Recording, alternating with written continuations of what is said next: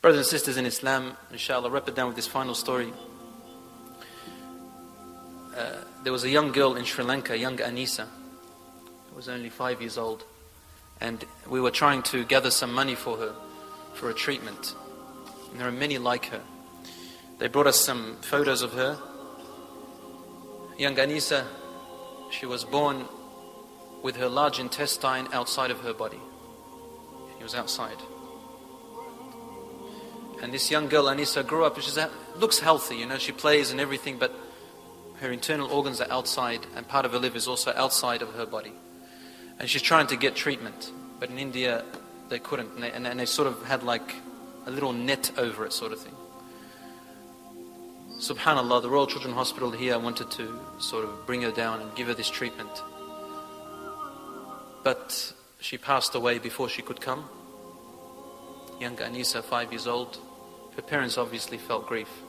But let us thank Allah subhanahu wa ta'ala that He has given us healthy children ourselves. How many children are born with problems in them and their parents go through grief? Thank Allah subhanahu wa ta'ala for what He has given you. The other day I visited a brother, young, healthy, wallahi al-azim, 20-something years old. Good swimmer, excellent swimmer. He dived off the platform, ended up in hospital completely paralyzed. Wallahi, we went and visited him. He said, brother, wallahi, I don't know how I became paralyzed. I just dived, and then suddenly I just found myself, I couldn't twist over. I was face down, and I can't breathe. I want to twist over. And I couldn't feel my body. People noticed and they brought him to hospital. He's trying to move his limbs like this. You should see him, subhanAllah, like a doll, like a puppet. And subhanAllah is coming nearer to Allah. It's something amazing. I thanked Allah for every moment that Allah subhanahu wa ta'ala has given me to feel each fingertip that I have, each nail that I have. So the Prophet sallallahu alaihi wasallam said, never look at those who are less fortunate than you. Always look at never look at those who are more fortunate than you in life. Look at those who are less fortunate than you in life. This is better for you, he said, أَلَّا تَزْدَرُوا نِعْمَةَ اللَّهِ, so that you will not be ungrateful for what Allah has already blessed you. You know this on television, this marketing world, it has placed a disease in us. This disease of want, not need, want. I've got to have that particular thing on television. Children today, spoiled. I've got to have that iPod. I've got to have that new PlayStation. I've got to have that. I've got to have that. I've got to have that. Women and men wailing, and we've got to have this. We've got to compete in that way. Look at so-and-so, what they have in their house. We should get like them. And families are splitting apart. Competition about worldly things.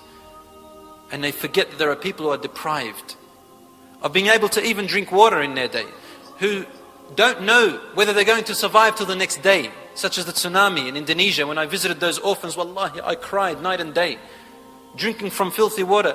You should see where they're sleeping, wallahi. None of us here would if they had a cow, they wouldn't let their cow sleep there where they're sleeping, but they couldn't do anything. And the orphans are happy running around, subhanAllah, orphans. Thanking Allah, praying to Allah subhanahu wa ta'ala. May Allah subhanahu wa ta'ala give them blessings and help them. I finish it, my dear brothers and sisters, with a dua. And I ask Allah subhanahu wa ta'ala in English so everybody can understand. Allahumma, Ya Allah, we thank you for what you have blessed us with. For every breath that we breathe. For every eyesight that we have. For every day that you bring us back to life after death. Meaning sleeping. I ask you, O Allah, to forgive us for every moment we wailed and every moment we complained. I ask you, Ya Allah, for every person tonight who is sick or ill. And for any person who is in debt. For any person who is in hardship, to relieve them from their hardship, from their debt, from their illness and their sickness. I ask you, Ya Allah, subhanahu, whoever is in prison now, who is being oppressed, to relieve them from what they are in, and to save them, to make them better people. I ask you, Ya Allah, to unite our hearts, and to make us satisfied for what we have. Allahumma rizukna al-qana'a. Oh Allah, give us satisfaction. Allahumma habibna ila ta'atik. Oh Allah, make us love your worship. We ask you, Ya Allah, to make us never feel ungratitude towards your blessing. We ask you, Allah, to increase our blessings and to not make us hoardful, to not make us heedless of your ni'mah, and to not make us arrogant when you bring something to us. We ask you, Ya Allah, to not make us those who despair and grovel over things that have passed us, and not to be proud of the things that we have received.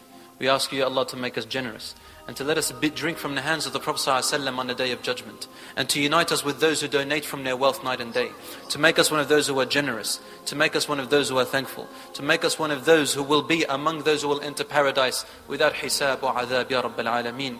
You said, Ya Rabb, that the greatest occupants of heaven are the poor people. So, O Allah, give us that characteristic that they have, no matter if we are wealthy or poor, Ya Rabbil Alameen.